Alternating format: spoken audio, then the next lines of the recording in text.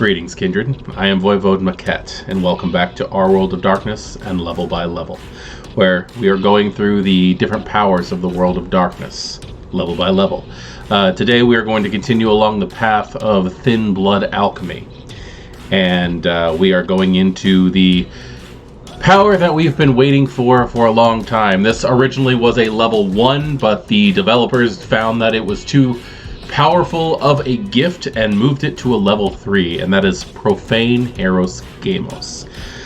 I like this power a lot because not only does it have elements of the old Vicissitude to it, the power to reshape one's body the way they see fit, but I also find that this power, this level of Thin Blood Alchemy, has a very important place in the modern world of darkness. We are dealing with a discipline that allows you to not just change your shape, but change your gender completely. This power is a gift that makes gender fluid completely, being able to shift back and forth if you have the dedication to do it.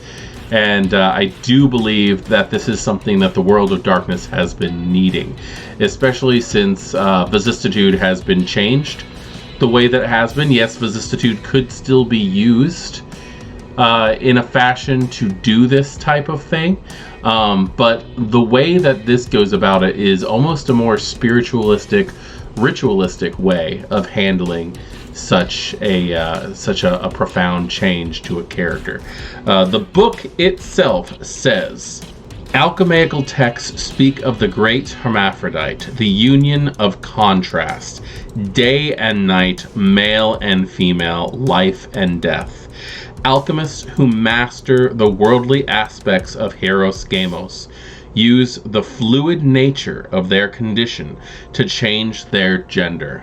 It is a messy process and requires great dedication and conviction, but it is a power that many kindred secretly envy in their unchanging forms.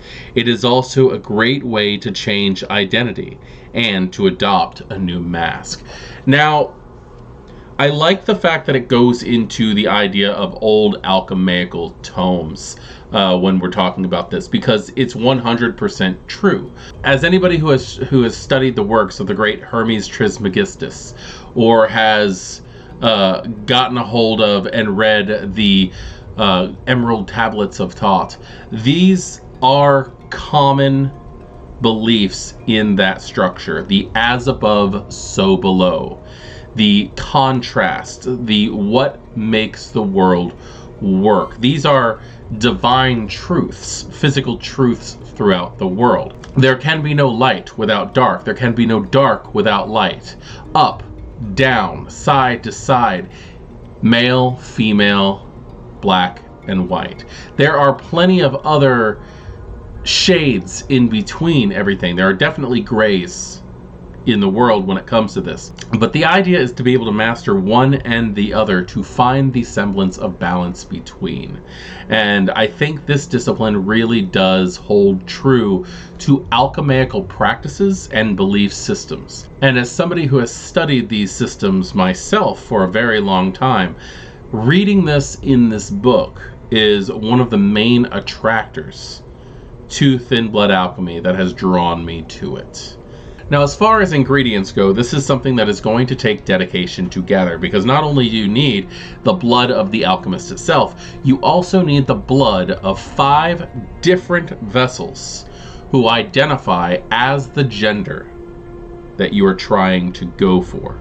Now, this could mean you need full-on masculine male gender blood, or you need full-on feminine female blood, or you need blood of a male who identifies fully as a female, or blood of a female who identifies fully as male. This does not strictly stop with A and B. There are so many different ideas of what gender is nowadays. And I can't even say nowadays, because there have been cultures such as the Native American Indian population who believed that there were multiple genders, not just male and female, but how people felt on the inside and identified with wholly.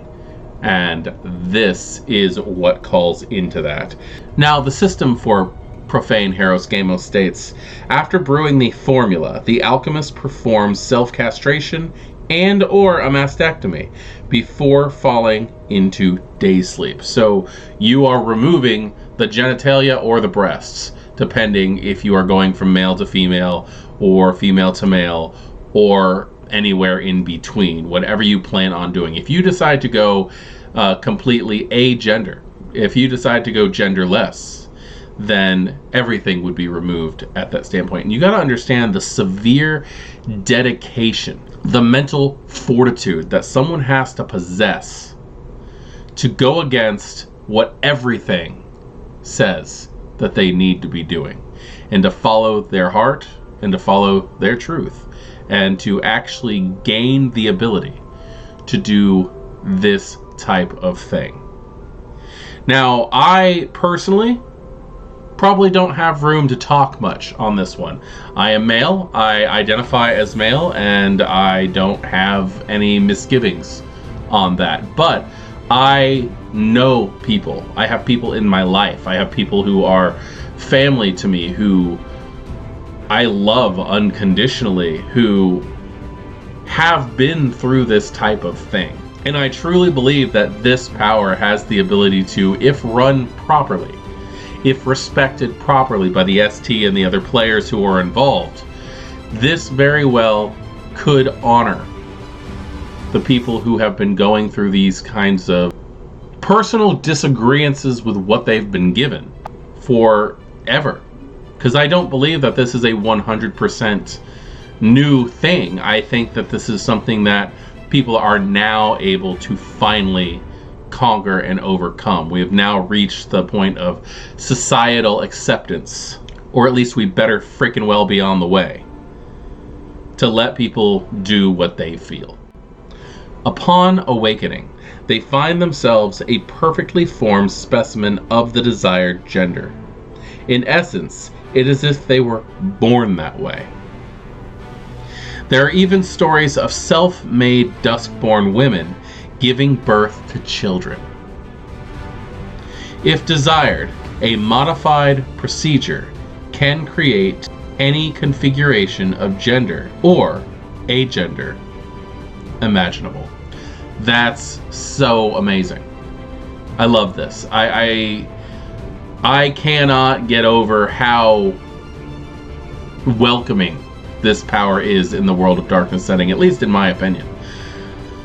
Duration, permanent until performed again. So they do take into consideration that you may well mentally go back and forth on this kind of thing. You could very well be inherently female one day and inherently male the next, and maybe something in between the day after that. There's no reason why you couldn't continue to practice this, aside from the fact that, given the preparation for the ritual is physically painful. I don't think that would stop anyone who truly did feel that it was time to shed their skin and evolve to the next chapter of their life. And I think that this discipline is the perfect example of that. If anybody has used Profane Hieros Gamos in their games, please let me know. Players and STs alike, I am so interested in knowing what that felt like to portray a character who went from one to the other. Now, as I said before, I identify completely masculine. My pronouns are he and him. But I have to say that I find it a completely therapeutic and enjoyable experience when I get to play female NPCs. I have never personally played a female PC. I've never felt the desire. But I can say that when I have to portray strong feminine archetypes such as Rose Dracon, I fully lose myself in the role. I don't shave. I don't do anything. But I have been told by my players that the mannerisms that I take are completely different from the ones that I typically portray. That I don't need to even inform them that I'm switching from one person to the next, because they have completely different mannerisms and ways of going about the night. I am Voivode Maquette. This is Level by Level, and this is our World of Darkness. Thank you for joining me. Class dismissed.